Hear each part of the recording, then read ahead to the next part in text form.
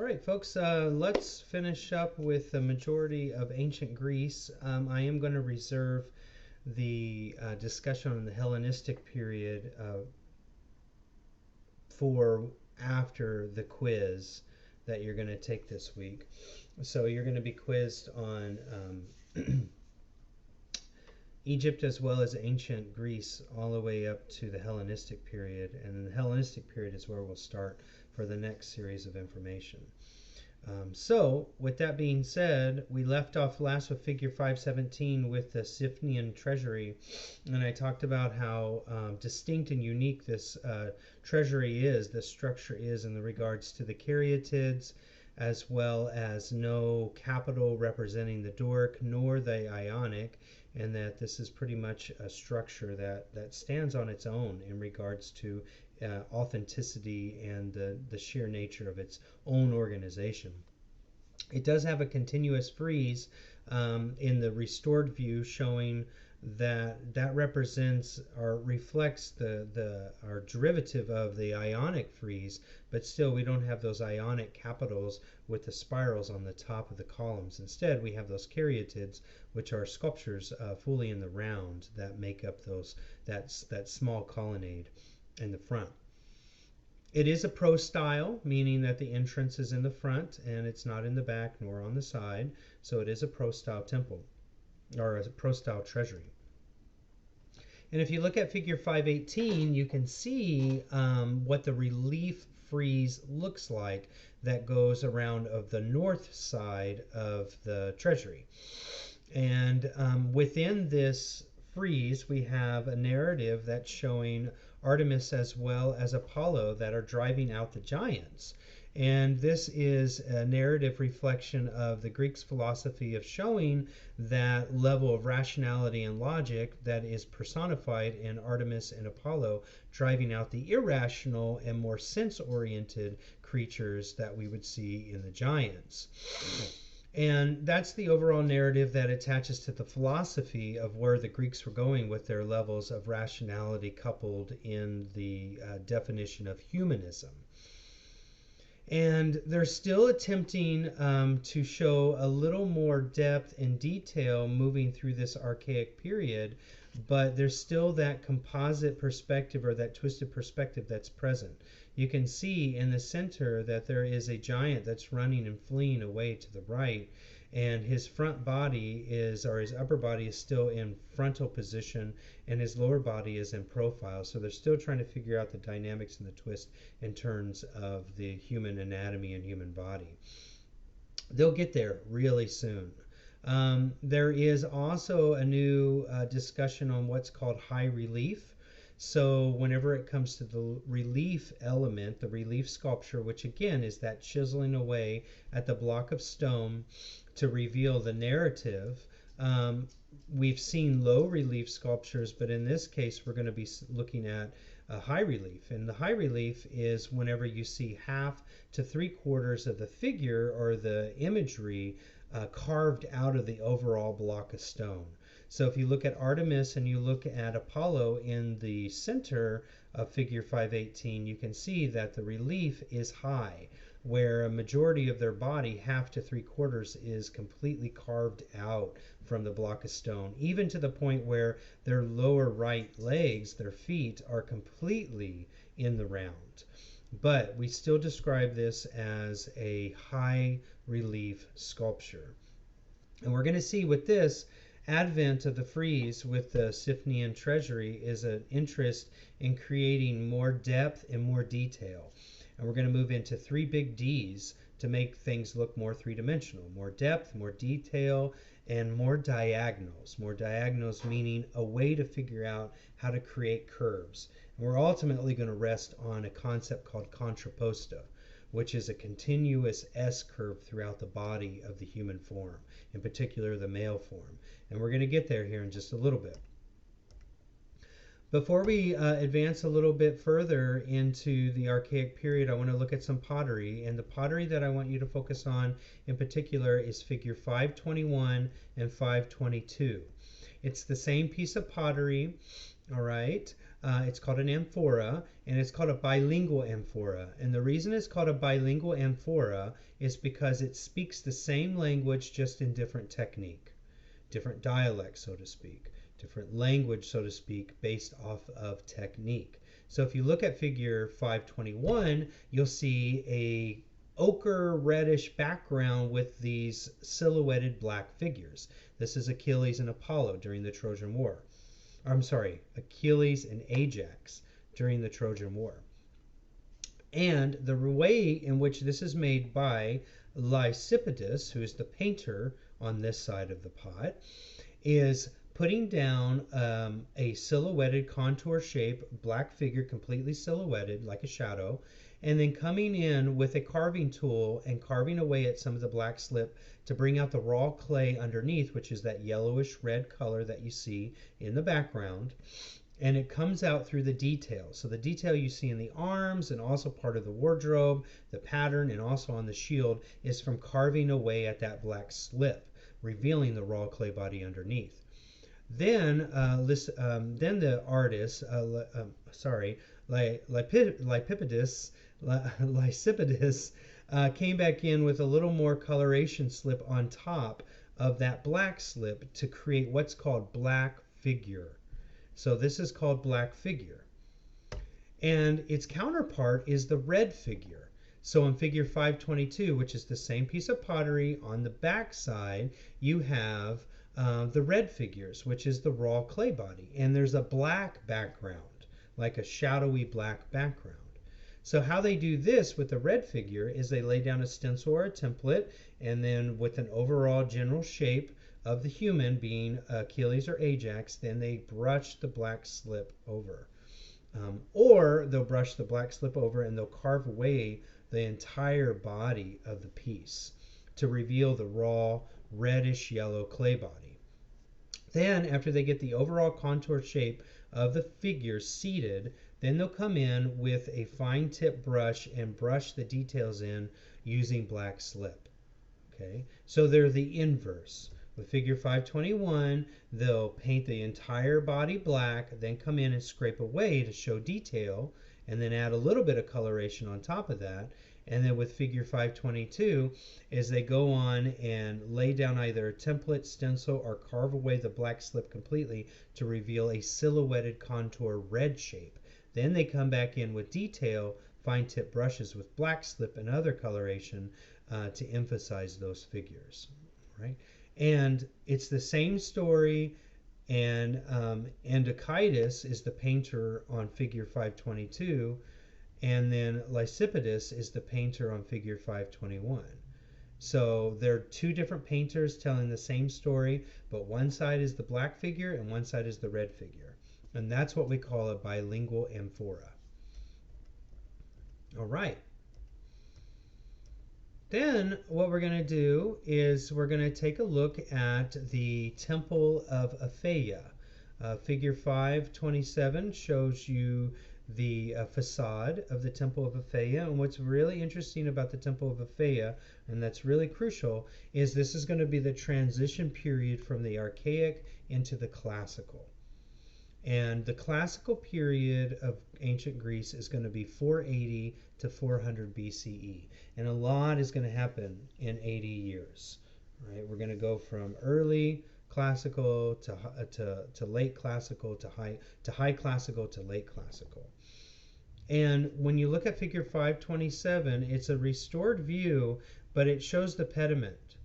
And this is a Doric order, because you had your metopedes as well as your triglyphs that go all the way around. It also has the Doric capital, which is very simplistic, and that column shaft does not have a base to it. It just continues down all the way to the stylobate, which are the steps. But if you look up at the pediment, you can see the arrangement of the figures, which are freestanding. And you can see that a few of them are tucked into the vertices of that isosceles triangle, to the left and to the right. And the one that I want you to think about and know is the one to the far left. And that is going to be figure 528, the dying warrior, from that west pediment. This again is the Temple of Athena. And note the time, 490 BCE. That is still the time of the archaic period. So with this dying warrior, you will see that archaic smile. You will see the twisted composition from frontal to profile, like you see with the right leg being in profile, the upper body being frontal, the head being frontal, both arms being in profile. So that's something that's very significant whenever it comes to it being influenced by the Egyptian canons, which is heavily used during that archaic period, which was 600 to 480 BCE. Then what's going to happen is you look at figure 529, which is on the east pediment on the other side of the Temple of Athena, and you'll see another dying warrior that's tucked away in one of the vertices of the pediment. And you can see a huge difference. There is a shift into more detail, more depth within the body, more detail within the body, and an interest in diagonals, meaning that the body's shifting diagonally this way and the body's shifting diagonally that way. It's not the standard triangulated lines or vertical and horizontal lines. It's a shifting movement of diagonal lines. And a diagonal line creates more action. It's a design principle. So to show more action and more organic movement, so to speak, in the detail and the depth of the body, they're going to use diagonals. So remember those 3Ds, detail, depth, and diagonals. And those three things are what's going to transition more three-dimensional aspects to the classical period in the Greek artwork, in the Greek sculptures in particular. But looking at the dying warrior in figure 529, you can see that there's more twists and more turns in the body. There's more intensity in the muscular system. There's more interest in that detail. Also in his face, there's way more detail. And the archaic smile is going away. It's more of a focus, more of a grave, kind of serious and astute look upon the face versus that of that archaic smile that just seemed equiposed throughout any situation. There's a little bit of agony in the struggle of trying to get up after being shot and the fact that he is dying. Also, there's a tensity in his legs showing more dimension and more depth throughout the overall body. Okay? And then we're going to see even more development in those 3Ds with detail, depth, and diagonal in figure 535, the Kritios boy. The Kritios boy is the staple piece to see that we're definitely in the classical period. You can see it by really important features within the diagonals in particular. His head is no longer facing us and looking right at us, which is something that was very derivative of the archaic period. He's looking away to the right, sending our direction that way, what's called directional force, creating a diagonal into the environment instead of directly to you. Right? His hip is shifting a little bit to the right, which is creating a diagonal coming from the bottom of his feet, which are not presently seen because they've been fragmented and broken away. But the diagonal is moving up to the right hip, and then it's jolting back up through the center sternum and then shooting back out towards the right again in his glance. There's still a little rigidity and stoicness to the Kritios boy, but we're starting to see an interest in trying to move towards, again, what we're calling Contrapposto, which is an interest in having a continuous sine or an S-shaped curve throughout the whole body. So you can see it's starting to develop down low with the shift of the right leg moving forward, being bent, the left leg being locked and pushed back, which is still a little derivative of that leg moving forward that we saw in the archaic, but it is definitely more of an organic turn and volume to the overall detail and stance and its depth now in this classical period. But that diagonal is shifting forward with that right leg being bent and then coming back towards the little bit of a shift on the right hip. And then his upper body, which looks like it's another sculpture altogether, if you cover up the head and the lower body, is completely straight and stoic. And that line runs up right through the middle. But then his head is tilted towards the right, and then that vision is moving out, that diagonal is moving out away from you and into the environment. Okay? So it's showing their interest in, again, focusing on the environment and being unruled by it, but ruling the environment themselves. So again, an element of humanism. Human over environment or nature. Order over chaos. Okay? So the Cretios boy is definitely our indicator that we are completely moving away from those archaic canons or archaic standards. And figure 536, warrior, is a bronze casted piece that's showing us exactly what the intention was for Cretios boy, but unfortunately with Cretios boy being made out of marble, we don't get to see all of the different aspects because they've been broken from the weakening of the marble. But the bronze is more permanent and can withstand the test of time. And we can see what the stance looks like in regards to where they're going on creating that curve, that contrapposto throughout the body of the male figure. You can see with this left leg forward of the warrior, it's creating a diagonal going out to the patella, to the kneecap. Then that line is going back in towards the right hip. It's curving back into the abdomen, shifting back over towards the right shoulder, up through the head, through the beard, and through the eyes, and then out towards the right, creating this constant S curve throughout the warrior in figure 536. So it's a great example of contrapposto in the direction the Greeks are taking during the classical period to emphasize that contrapposto, but in this case with bronze versus marble. A great example and a really pivotal piece to look at in regards to that contrapposto in marble is figure 541, Polyclitus' spear bearer, okay, Doryphoros. And you can see that sine curve and that contrapposto really developing in the marble, with the left leg shifted back, right leg staying straight, that curve going out towards the left patella or the left kneecap, curving back in towards the right hip of the spear bearer, shifting back out towards the left and coming back in towards the right with the head tilted towards the right, and again that gaze sending our direction up and out into the environment.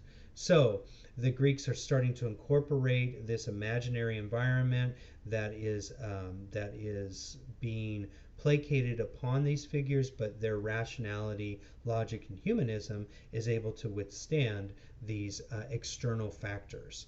And the contrapposto is showing that relaxation in the body to be able to withstand the aggravations and aggressions of the external material world, the natural world. Then the next figure I want you to see is 545, which is the plan of the Parthenon. And the plan of the Parthenon, which is very interesting, I won't get into the sacred geometric elements of it, but it is a golden mean, all right? It is that phi, P-H-I. So the ratios of the side and both the elongated and the shorter sides is an aspect ratio to create what's called a golden mean or the golden ratio, a perfect ratio that you see throughout nature. So the Parthenon is built off of that. This is a temple devoted to Athena. So on both pediments, on the west and the east, there will be stories of Athena. And on the metapedes, on all sides except for one, will be again the pushing out of irrational creatures. All right. You'll have one side that will be the removal of the giants. On the opposing side will be the removal of the Amazons. And then on one of the long sides will be the removal of the centaurs. And then the opposing side to the centaurs, which will be on the northern side, is the sack of Troy during that Trojan War. So it's showing on three sides, west with the Amazons, east with the giants, south with the centaurs, the Greeks defeating irrational creatures. Rationality defeating irrationality. Logic defeating chaos or illogical factors. So these are allegorical stories of showing the defeat of irrationality. With that, we have the propaganda aspect on the northern side with the sack of Troy historically occurred, and there you have the defeat of the irrational humans within Troy, and the Greeks defeating them. So by showing the defeat of these three creatures, it shows that the Greeks are capable of defeating big, monstrous opponents, and in that it shows their abilities to sack Troy, which is what will be in the metapedes in those relief sculptures on the northern side. All right. So figure 547 is showing one of the centaurs victorious. And the reason they want to show from time to time the opponent victorious and large in scale is because the Greeks ultimately win. So you have to show your opponent strong, so it shows that you can defeat opponents that are equal or greater in stature, equal or greater in size or strength. So it shows their valor winning out in the end. And the Romans are going to end up doing this as well later on. But with figure 547, with the body of the centaur, again, you can see those diagonals are starting to develop, both in the fallen Greek body, down low in the frieze, where you have all the diagonals showing this contorted element of defeat. And then also the diagonals that are very sharp within the body of the centaur itself. One moving up throughout the lower body of the horse and the other one moving more vertical up through the sternum of the human hybrid aspect of the centaur. There's also the left arm that is in low relief that's been carved out of the marble, and the draping of the feline skin over that left arm, which is an attempt to show that organic drapery, to show what a thin veneer looks like over the top of a human anatomy. And in this case, it's the hybrid human anatomy of the left arm. So organic drapery is going to be heavily influenced or heavily used to influence levels of detail and depth as well. The bodies are going to focus more on diagonals and curves, and the pleated and the folds of fabric and thin veneer material like the illusion of skin is going to be heavily influenced to help generate more detail. You can see it again, figure 547a, and here is a Greek that is subduing one of the centaurs in this case, and you can see the pleated organic drapery that's wrapped around the arms and the shoulders of the Greek hero, and also the diagonals that are just jetting throughout the body of the Greek hero. And he is, again, this would be high relief. So a half to almost 3/4 of the body is completely revealed or carved away from the block of marble. Even the left leg of the Greek hero is completely in the round again. So this would be called high relief. The diagonals again moving throughout the body of the centaur. You can see there's more folds in the skin. There's definitely more natural elements to the body of the centaur, which again reflects the concept of irrationality or nature being unpredictable, but the lines and lineation of the anatomy of the Greek hero is very predictable in its linear, controlled and orderly arrangement. All right. There's an example in 549 of more organic drapery.